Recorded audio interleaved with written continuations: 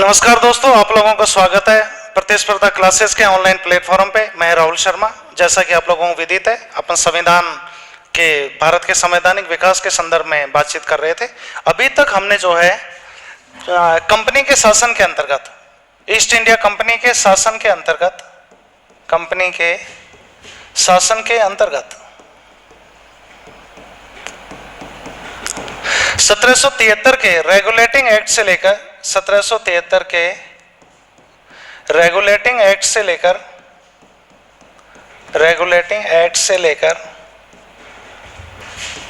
1853 के charter act तक का संवैधानिक विकास हम लोगों ने अभी तक पढ़ लिया था। इसके बाद में प्यारे विद्यार्थी, आप लोगों को पता है 1857 की क्रांति होती है और ये क्रांति ईस्ट इंडिया कंपनी के विरुद्ध होती है। चूंकि इस क्रांति में समाज के सबसे नीचे लोअर तबके ने भाग लिया था और चूंकि इस क्रांति का नेतृत्व करने वाला जो प्रभावी नेतृत्व है, इसका कहीं ना कहीं अभाव था। और जिस कारण से, और एक सबसे महत्वपूर्ण क्रांति जो 1857 की क्रांति की असफलता का जो कारण है, वो है इस क्रांति का पूरे भारत में न होना। यानी कि क्रांति मध्य भारत और उत्तर पूर्वी भारत में केवल असम तक और ऊपर अपन देखें तो दिल्ली तक ही विस्तारित थी, जिसके कारण ये क्रांति पूरे भारत में प्रभावी नहीं हो पाई और इसके कारण ये क्रांति असफल रही। तो 1857 की क्रांति यद्यपि असफल रही, लेकिन इस क्रांति में देश के अनेक लोगों का खून बहा। और आपको पता है, जब भी खून बहता है तो उस खून की कीमत मिलती है। जैसा कि इस केस में हुआ, जब भारत में ईस्ट इंडिया कंपनी के विरुद्ध लगातार विद्रोह बढ़ता गया तो मजबूरन ब्रिटिश महारानी विक्टोरिया को भारत के मामलों में इंटरफेयर करना पड़ा और विक्टोरिया भारत आई। भारत आकर के इलाहाबाद में उन्होंने 1 नवंबर 1858 को इलाहाबाद में एक घोषणा की, जिसे कहते हैं इलाहाबाद घोषणा। इलाहाबाद में घोषणा की, और इस घोषणा को किस नाम से जानेंगे?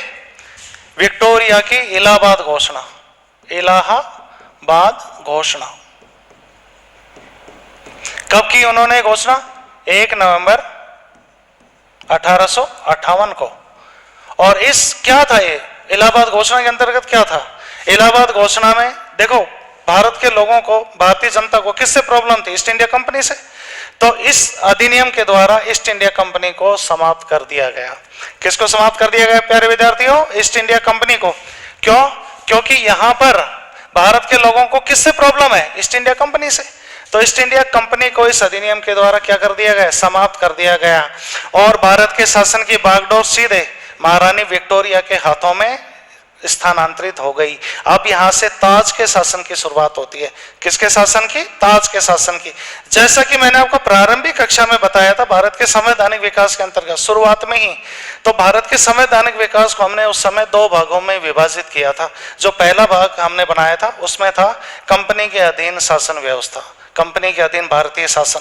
तो इसका जो समय मैंने आपको बताया था वो था 1773 के रेगुलेटिंग एक्ट से लेकर के 1853 का चार्टर एक्ट। ये जो अवधि है, इस अवधि को क्या नाम दिया था हमने? ईस्ट इंडिया कंपनी के अधीन शासन। ईस्ट इंडिया कंपनी के अधीन शासन, कंपनी के अधीन शासन। और दूसरा हमने भाग जो था इसका संवैधानिक विकास का, ये तो हो गया ईस्ट इंडिया कंपनी के अधीन शासन। और इसका दूसरा पार्ट हमने क्या लिखा था? नंबर 2, वो था ताज का शासन। ताज का शासन। तो ताज के शासन की शुरुआत कहां से होती है? तो ताज के शासन का आरंभ कहां से होता है? इलाहाबाद घोषणा से। इलाहाबाद घोषणा। और इलाहाबाद घोषणा के द्वारा एक अधिनियम पारित हुआ जिसे कहते हैं 1858 का भारत शासन अधिनियम। क्या कहेंगे बच्चों? 1858 का भारत शासन अधिनियम। और ये जो 1858 का अधिनियम है, इस अधिनियम को भारत की शासन व्यवस्था को अच्छा बनाने वाला अधिनियम कहा जाता है। क्या कहा जाता है? भारत की शासन व्यवस्था को अच्छा बनाने वाला अधिनियम। यानी कि इसके अंतर्गत सुधार के कार्य किए गए। यानी कि जिस चीज से हमें प्रॉब्लम थी उस चीज को समाप्त कर दिया गया। यानी कि ईस्ट इंडिया कंपनी को समाप्त कर दिया गया और भारत के शासन की जो बागडोर है वो सीधे महारानी विक्टोरिया के हाथों में चली गई। तो यहाँ से ताज के शासन की शुरुआत। तो जो ताज के शासन का जो समय है वो कितना होगा? 1858 के भारत अधिनियम से 1858 के अधिनियम से लेकर 1947 के भारत स्वतंत्रता अधिनियम, भारत स्वतंत्रता अधिनियम, ये जो अवधि है, ये अवधि किसके अंतर्गत आती है प्यारे विद्यार्थियों? ताज के शासन के अंतर्गत। किसके अंतर्गत आएगी? ताज के शासन के अंतर्गत। तो भारत के संवैधानिक विकास को हमने प्रारंभ में ही जब इस चैप्टर की शुरुआत करी थी तो मैंने आपको बताया था कि भारत के संवैधानिक विकास को हम दो अवधियों में बांट सकते हैं, यानी कि जो विकास की संपूर्ण अवधि है उसे हम दो भागों में बांट सकते हैं। तो पहली जो अवधि है वो अवधि है ईस्ट इंडिया कंपनी के अधीन शासन व्यवस्था, ईस्ट इंडिया कंपनी के अधीन शासन। तो इसका जो समयावधि है वो कहां से कहां तक होगा? 1773 के रेगुलेटिंग एक्ट से लेकर के 1853 के चार्टर एक्ट तक। और मैंने आपको पिछली कक्षा में बताया था कि 1853 का जो चार्टर एक्ट है ये चार्टर अधिनियमों की श्रृंखला में अंतिम अधिनियम है। चार्टर एक्ट कौन से होता है? जो ब्रिटिश महारानी जिनको जारी करती है उन एक्ट को क्या बोलते हैं? Charter act. तो चार्टर अधिनियमों की श्रृंखला में अंतिम अधिनियम कौन सा था? 1853 का चार्टर एक्ट। तो ये जो अवधि है 1773 के रेगुलेटिंग एक्ट से लेके 1853 के चार्टर एक्ट तक की, इस अवधि के अधीन जो शासन व्यवस्था है उसे बोलते हैं ईस्ट इंडिया कंपनी के अधीन शासन व्यवस्था। यानी कि यहाँ प्रशासन कौन कर रहा है? East India company. और उसके बाद में 1857 की क्रांति जब हुई तो 1857 की क्रांति के परिणाम स्वरूप भारतीय लोगों का लहू बहा, भारत के लोगों ने अपने प्राणों का बलिदान दिया, बहुत सारे लोग मारे गए। और इस जैसा कि विद्यार्थी आपको पता है जब जब खून बहता है तो खून की कीमत मिलती है, और इसी कीमत के परिणाम स्वरूप, इस कीमत के परिणाम स्वरूप हमें जो है एक अधिनियम मिला, जिस अधिनियम को कहते हैं 1858 का अधिनियम। और ये वो अधिनियम था जिसे भारत की शासन व्यवस्था को अच्छा बनाने वाला अधिनियम कहा जाता है। तो भारत की शासन व्यवस्था को अच्छा बनाने वाला अधिनियम कौन सा है? 1858 का भारत अधिनियम। और यहाँ पर हमें ये चीज ध्यान में रखनी है कि अधिनियम जिस घोषणा के द्वारा लागू हुआ उस घोषणा को कहते हैं इलाहाबाद घोषणा। कौन सी घोषणा है ये? इलाहाबाद घोषणा। तो इलाहाबाद घोषणा कब हुई? 1 नवंबर 1858 को। कहां पे हुई? इलाहाबाद में हुई। किसने करी? महारानी विक्टोरिया ने। और क्या था इस घोषणा का मूल मकसद? कि भाई जिस चीज से प्रॉब्लम है उस चीज को हम समाप्त कर रहे हैं, यानी कि ईस्ट इंडिया कंपनी की समाप्ति कर दी गई। तो प्यारे विद्यार्थियों, अब हमें देखना है कि 1858 के अधिनियम से लेकर के 1947 के भारत शासन अधिनियम तक की जो अवधि है, यानी कि जिस अधिनियम के तहत भारत आजाद हुआ 1947 का भारत स्वतंत्रता अधिनियम, तो ये जो अवधि है 1858 से लेकर 1947 तक की, इस अवधि को हम कहते हैं ताज के शासन के अंतर्गत। किसके अंतर्गत? ताज के शासन। ये ताज के शासन की अवधि है। तो अब जो हम आज से अधिनियम पढ़ेंगे वो सारे किसके अंतर्गत पढ़ेंगे? ताज के शासन के अंतर्गत। प्यारे विद्यार्थियों, अब ये सारे अधिनियम किसके अंतर्गत पढ़ेंगे हम? ताज के शासन के अंतर्गत। तो चलिए अब हम शुरुआत करते हैं 1858 के अधिनियम से। 1858 के अधिनियम से अब देखिए यहाँ 1858 का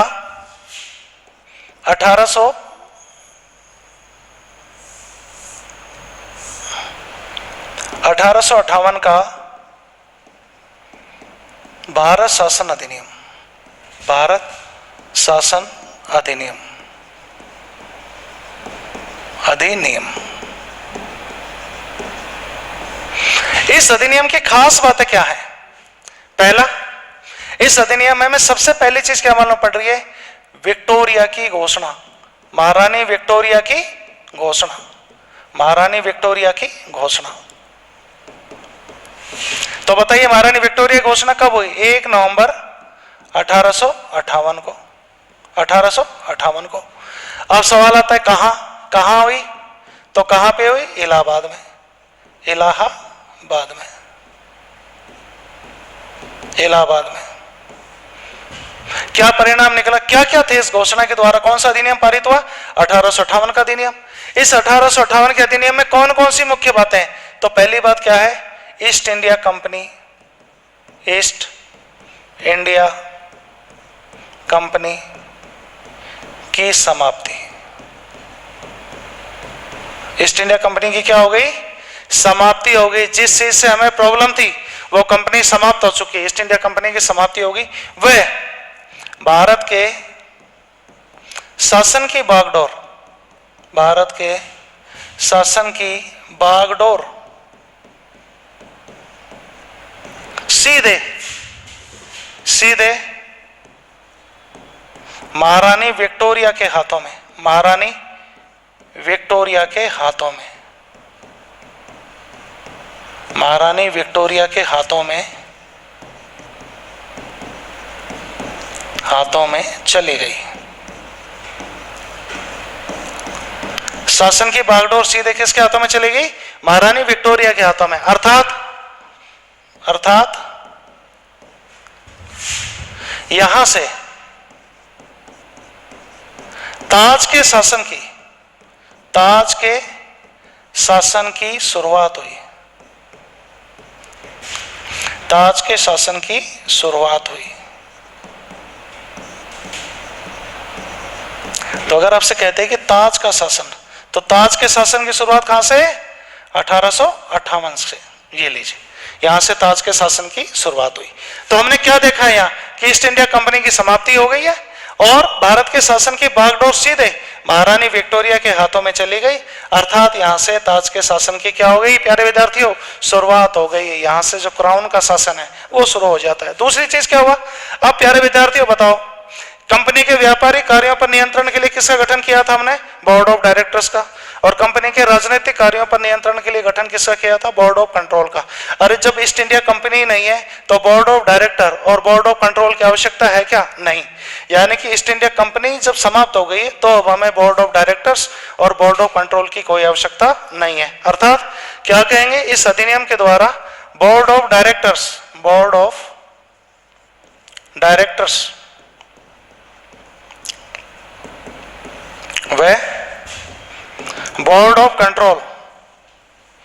बोर्ड ऑफ कंट्रोल की समाप्ति कर दी गई। कि क्या कर दी गई? समाप्ति। यानी कि जब कंपनी नहीं है तो बोर्ड ऑफ डायरेक्टर्स की जरूरत भी नहीं है और बोर्ड ऑफ कंट्रोल की भी कोई आवश्यकता नहीं है। तीसरी बात, गवर्नर जनरल को एक नया पदनाम दिया गया। गवर्नर जनरल को नया पदनाम क्या दिया गया? वायसराय। गवर्नर जनरल को अब से क्या कहा जाएगा? वायसराय। इस प्रकार भारत के पहले वायसराय कौन बने? Lord Canning. कौन बने? Lord Canning. तो अगला पॉइंट क्या हो जाएगा? गवर्नर जनरल को एक नया पदनाम वायसराय दिया गया। वायसराय दिया गया। एक नया पदनाम क्या दिया गया? वायसराय। इस प्रकार भारत के पहले वायसराय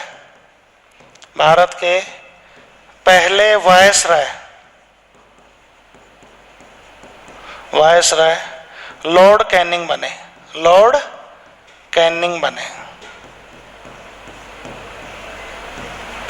तो भारत के पहले वायसराय कौन बने? Lord Canning. यानी कि इस एक्ट के द्वारा गवर्नर जनरल को एक नया पदनाम दे दिया गया और वो नया पदनाम क्या है? वायसराय। तो इस प्रकार भारत के पहले वायसराय कौन बनेंगे? Lord Canning. तो लॉर्ड कैनिंग भारत के क्या बन गए? वायसराय। अब इस सवाल को दूसरे तरीके से भी पूछ सकता है कि भाई भारत के गवर्नर जनरल कौन थे? अंतिम गवर्नर जनरल, तो वे भी कौन हो जाएंगे? Lord Canning.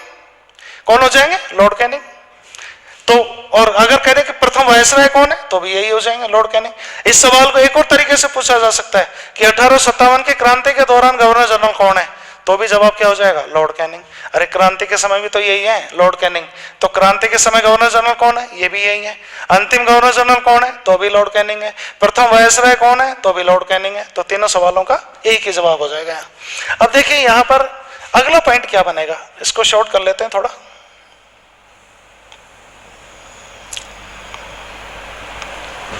अगला पॉइंट क्या बनेगा? अब वायसराय बन गया है यहां।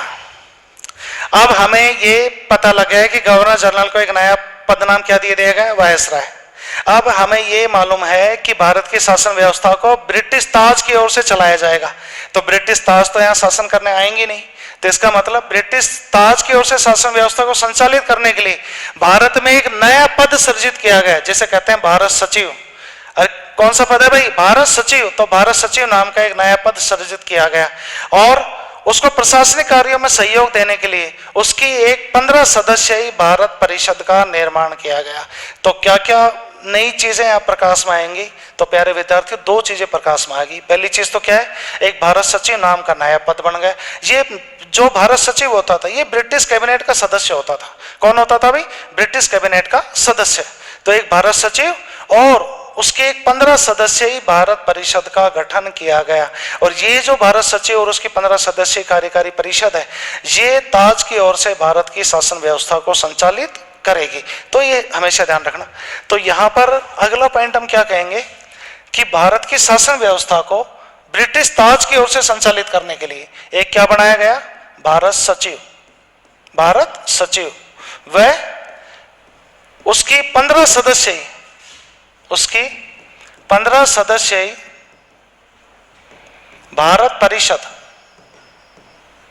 भारत परिषद का गठन किया गया। 15 सदस्यीय भारत परिषद का गठन किया गया। ये परिषद कितने सदस्य? 15 सदस्य भारत परिषद का। अब ये जो भारत सचिव बन गए, तो अब हमें यहां से सवाल पूछ सकता है कि भारत के पहले भारत सचिव कौन बने? तो भारत के प्रथम भारत सचिव कौन हो जाएंगे? भारत के प्रथम भारत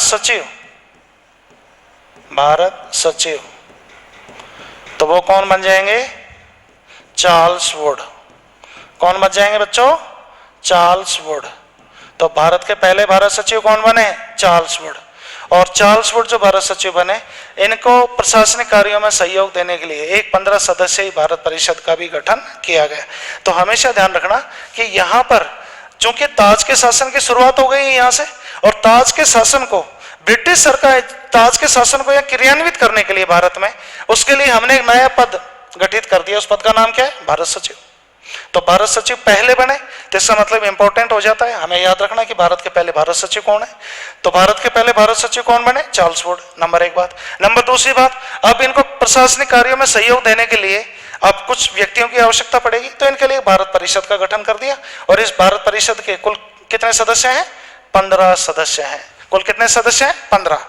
अगला पॉइंट क्या किया गया कि इसमें कुछ सुधार के भी कार्य किए गए कि 3 नए विश्वविद्यालय भारत में, कलकत्ता, बंबई और मद्रास में 3 नए विश्वविद्यालयों की स्थापना का प्रावधान भी इसमें किया गया। तो देखिए, इसके द्वारा कलकत्ता, बंबई व मद्रास में 3 नए विश्वविद्यालयों की स्थापना का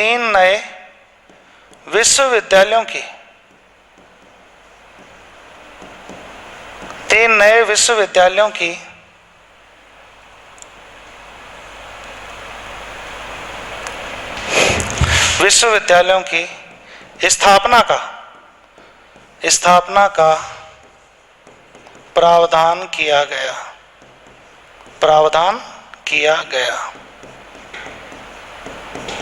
3 नए विश्वविद्यालयों की स्थापना का क्या कर दिया गया? प्रावधान किया गया। तो प्यारे विद्यार्थियों, ये कौन सा अधिनियम है? 1858 का अधिनियम है। दोबारा से इसको क्विक रिवीजन कर लेते हैं। 1858 का जो अधिनियम है वो एक्चुअल में है क्या? देखो, 1857 की क्रांति हुई भारत में।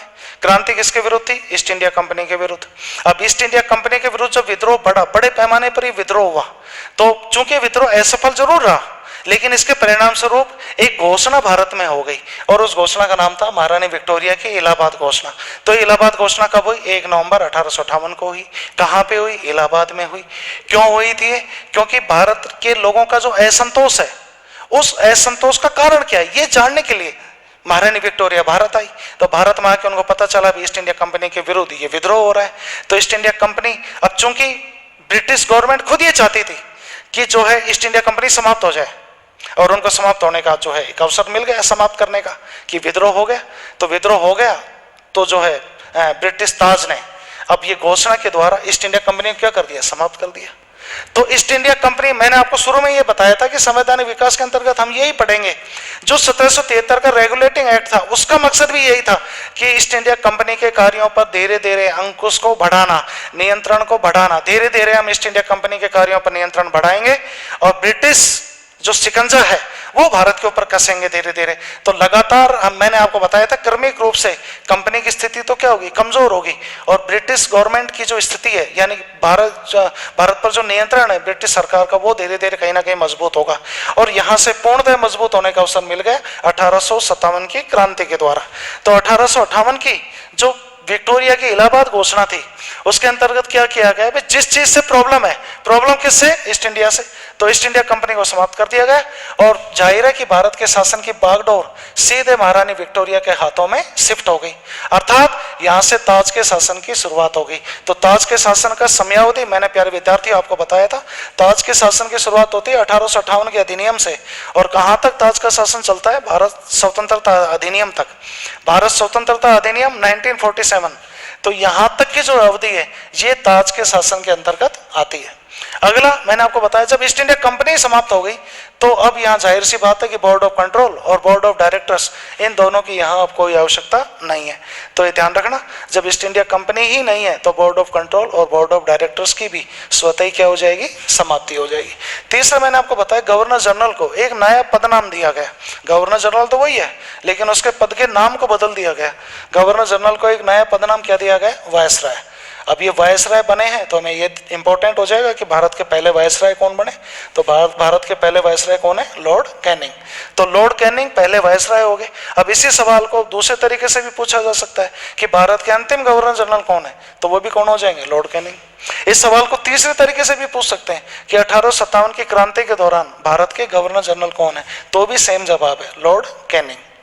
और चूंकि यहां से ताज के शासन की शुरुआत हो गई, और यहां तो अब ताज के शासन की शुरुआत के अंतर्गत अब ये हमें पता है कि भाई ब्रिटिश महारानी है, वो तो भारत में शासन करने के लिए आ नहीं सकती। तो ब्रिटिश ताज की ओर से शासन को संचालित करने के लिए एक भारत सचिव नाम का नया पद सृजित किया गया, और उसको उसके कार्यों में सहयोग देने के लिए एक 15 सदस्यीय भारत परिषद का भी गठन हुआ। तो ये जो भारत सचिव है ये कौन है एक्चुअल में, तो भारत सचिव का जो पद है ये ब्रिटिश कैबिनेट का मंत्री है। एक कौन है, ब्रिटिश कैबिनेट का मंत्री। तो अब ये चूंकि भारत के पहले भारत सचिव हैं तो इनका नाम याद रखना आवश्यक हो जाएगा। तो भारत के पहले भारत सचिव कौन बने, चार्ल्स वुड। कौन बने, चार्ल्स वुड। तो चार्ल्स वुड भारत के पहले भारत सचिव बन जाएंगे, और एक 15 सदस्यीय भारत परिषद का भी गठन किया जाएगा। और ये जो भारत परिषद है ये कहीं ना कहीं ब्रिटिश संसद के प्रति उत्तरदायी है। यहाँ पर जो भारत सचिव हैं ये भी ब्रिटिश संसद के प्रति उत्तरदायी हैं, ये ध्यान रखना। तो यहाँ से ताज के शासन की शुरुआत हो जाएगी। इसके द्वारा फिर मैंने आपको बताया कि भारत में कुछ शिक्षा के सुधार के लिए भी कार्य हुए। तो 3 प्रेसिडेंसियों में 3 नए विश्वविद्यालयों की स्थापना का प्रावधान किया गया। तो कौन कौन से हो, कलकत्ता, बंबई और मद्रास में 3 नए विश्वविद्यालयों की स्थापना का प्रावधान किया गया। तो कौन कौन से हो, कलकत्ता, बंबई और मद्रास, इन तीनों में 3 नए विश्वविद्यालयों की स्थापना का प्रावधान भी किया गया। तो ये सारा अधिनियम कौन सा है, 1858 का भारत शासन अधिनियम। अब अगला जो हम अधिनियम पढ़ेंगे वो हम पढ़ेंगे 1909 का अधिनियम।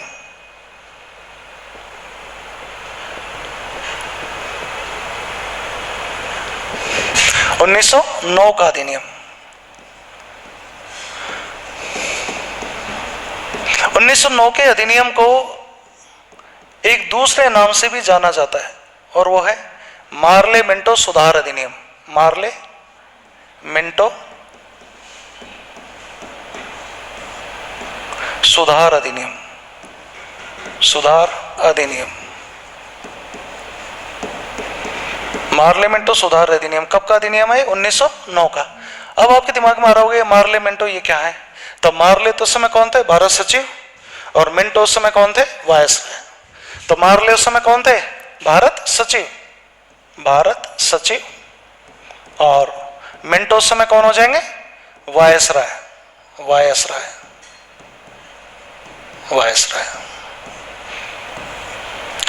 तो मार्लियामेंटो सुधार अधिनियम एक बहुत महत्वपूर्ण अधिनियम है और भारत के विभाजन के बीज बोने में इस अधिनियम का एक बहुत बड़ा अपन कहें कि एक योगदान है। देखो ये जो अधिनियम 1909 का अधिनियम, इस अधिनियम की सबसे खास बात क्या थी? इस अधिनियम के द्वारा भारत में सांप्रदायिक निर्वाचन का जन्म हुआ। सांप्रदायिक निर्वाचन का मतलब क्या है?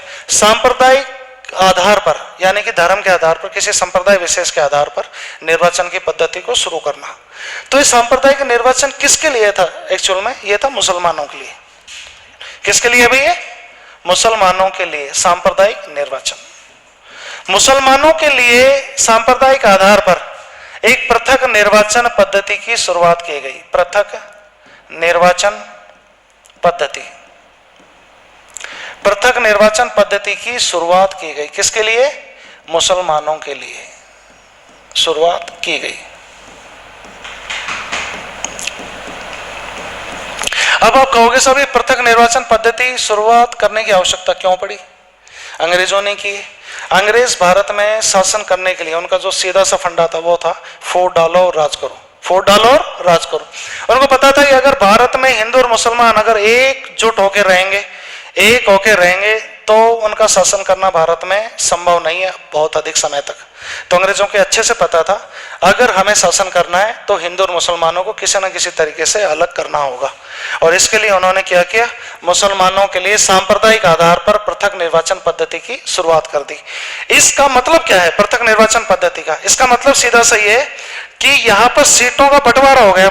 अब सीटें निर्वाचन की जो सीटें हैं वो सांप्रदायिक आधार पर बांट दी गई, यानी कि इन सीटों पर उम्मीदवार जो खड़ा होगा वो भी मुसलमान होगा और इनको वोट देने वाले जो कैंडिडेट होंगे वो भी सारे कौन होंगे? मुसलमान होंगे। यानी कि मुसलमानों का प्रतिनिधित्व तो अलग कर दिया, इनके लिए सीटें भी अलग कर दी, जिन पर खड़े होने वाले उम्मीदवार भी कौन होंगे? मुस्लिम होंगे, और वोट देने वाले लोग भी कौन होंगे? मुसलमान होंगे। तो इसका मतलब क्या है कि जब इस प्रकार की व्यवस्था शुरू हो जाएगी तो व्यक्ति के अंदर एक भावना घर कर जाएगी कि मैं हिंदू, मैं मुसलमान, भाई ये अलग ये अलग। अब ये जब ये भावना घर कर जाएगी तो उनमें जनसंख्या बढ़ाने की प्रवृत्ति भी अनायास ही विकसित हो जाएगी कि भाई हमारे वोटर्स बढ़े तो इसके लिए हमें ज्यादा से ज्यादा जनसंख्या पैदा करनी होगी।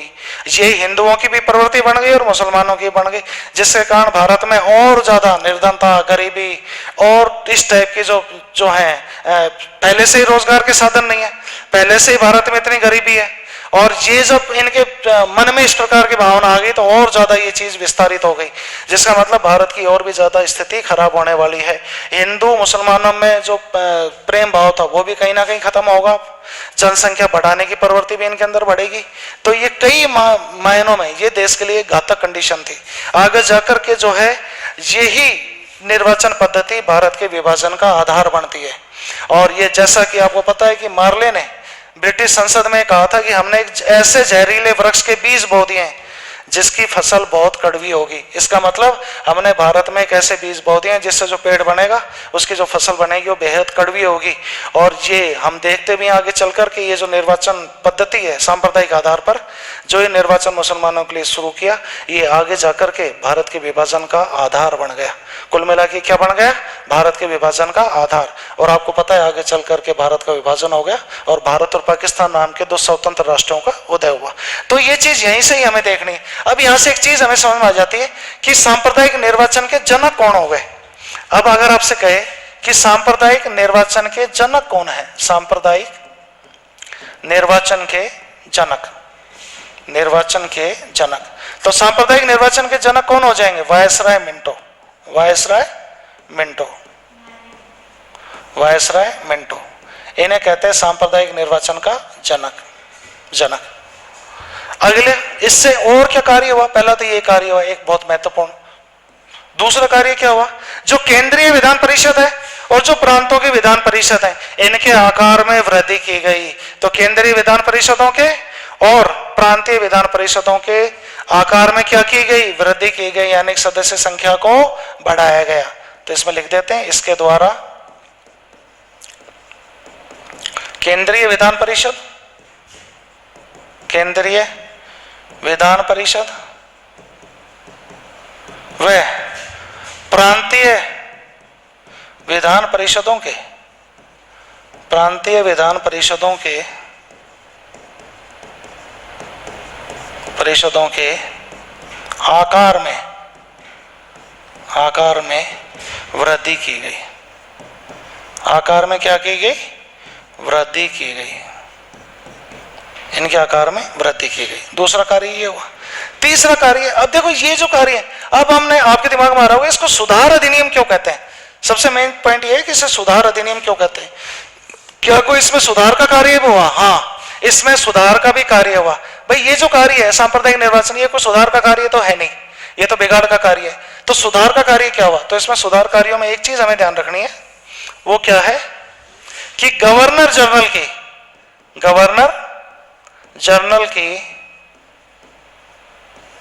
कार्यकारिणी परिषद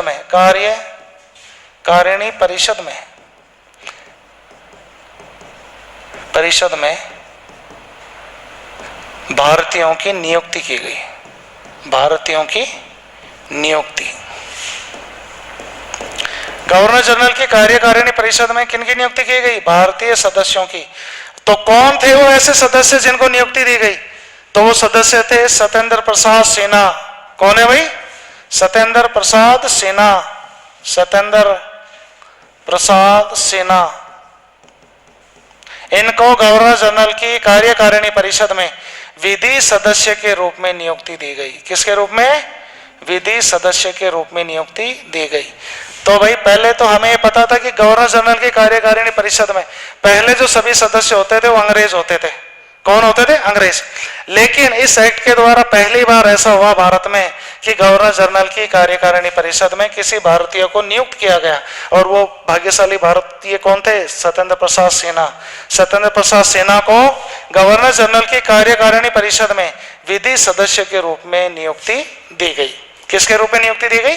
विधि सदस्य के रूप में। तो ये हमें खास चीज यहां ध्यान रखनी है। अब इस अधिनियम के द्वारा जो सबसे महत्वपूर्ण क्या चीज निकल के आई, अगर हम विचार करें तो क्या चीज ऐसी है जो निकल के आई, तो इसमें सबसे महत्वपूर्ण चीज ये निकल के आती है, अंग्रेजों की एक नीति यहां पर चरितार्थ होती है। नीति चरितार्थ होती है। कौन सी नीति चरितार्थ होती है? कि भाई फूट डालो और राज करो, फूट डालो व राज करो। तो किस अधिनियम के द्वारा, सवाल पूछ सकता है आपसे कि किस एक्ट के द्वारा अंग्रेजों की फूट डालो व राज करो की नीति चरितार्थ होती है? तो वो कौन सा है? 1909 का अधिनियम। दोबारा से देख लेते हैं इसको। 1909 का अधिनियम कई मायनों में बहुत खास है। एक तो सबसे एक चीज जिसके लिए याद किया जाता है वो है सांप्रदायिक निर्वाचन पद्धति की शुरुआत। और ये एक ऐसी पद्धति थी जिसके अंग्रेजों ने ऐसे बीज बोए जो आगे चल करके भारत के विभाजन के आधार तैयार हो गए इसके लिए, और ये कहीं ना कहीं बहुत गलत हुआ था। तो यहाँ पर हमें ध्यान रखना है, 1909 के अधिनियम को ही मार्ले मिंटो सुधार अधिनियम के नाम से भी जानते हैं। तो ये मार्ले उस समय कौन है? भारत सचिव है। मिंटो उस समय वायसराय हैं। और क्या हुआ इस एक्ट के द्वारा? मुसलमानों को सांप्रदायिक आधार पर, ये हमें ध्यान रखना है, सांप्रदायिक आधार पर मुसलमानों के लिए पृथक निर्वाचन पद्धति की शुरुआत की गई। और ये जो निर्वाचन पद्धति है, और इसके कारण ही आगे चल के मुसलमानों में फिर एक पृथक राष्ट्र निर्माण की जो भावना है वो कहीं ना कहीं बलवती हुई। तो यहाँ पर हमें सबसे महत्वपूर्ण चीजें देखनी है कि सांप्रदायिक निर्वाचन के जनक कौन हो गए? तो प्यारे विद्यार्थियों, जनक कौन हो गए? Viceroy Minto. दूसरी चीज, इस एक्ट के द्वारा केंद्रीय विधान परिषद और प्रांतीय विधान परिषद, इन दोनों के आकारों में क्या की गई? वृद्धि की गई। दोनों के आकारों में क्या की गई? वृद्धि। तीसरा, गवर्नर जनरल की कार्यकारिणी परिषद में पहले अंग्रेज होते थे, लेकिन पहली बार इस एक्ट के द्वारा भारतीयों को भी इसमें स्थान बनाने में कामयाबी मिली। तो सत्येंद्र प्रसाद सिन्हा वो व्यक्ति हैं जो गवर्नर जनरल की कार्यकारिणी परिषद में विधि सदस्य के रूप में नियुक्त हुए। और सबसे जो इससे टेक अवे क्या है इस एक्ट का, कि इससे एक नीति चरितार्थ होती है अंग्रेजों की, वो है फूट डालो व राज करो। तो प्यारे विद्यार्थियों, आज अपन यहीं तक पढ़ेंगे। कल की क्लास में फिर हम 1919 का एक्ट, जिसे मॉन्टेग्यू चेम्सफोर्ड सुधार अधिनियम कहते हैं, और 1935 का भारत शासन अधिनियम, इसको हम आगे बढ़ाएंगे। तो अब एक मैं आपको जो बात कहना चाह रहा हूं वो ये है कि आप लगातार इस क्लास के साथ जुड़े रहें और अपने दोस्तों में इस वीडियो को लाइक करें, शेयर करें और चैनल को सब्सक्राइब अवश्य कर लें, ताकि आने वाले वीडियो का नोटिफिकेशन सबसे पहले आपको प्राप्त हो। जय हिंद।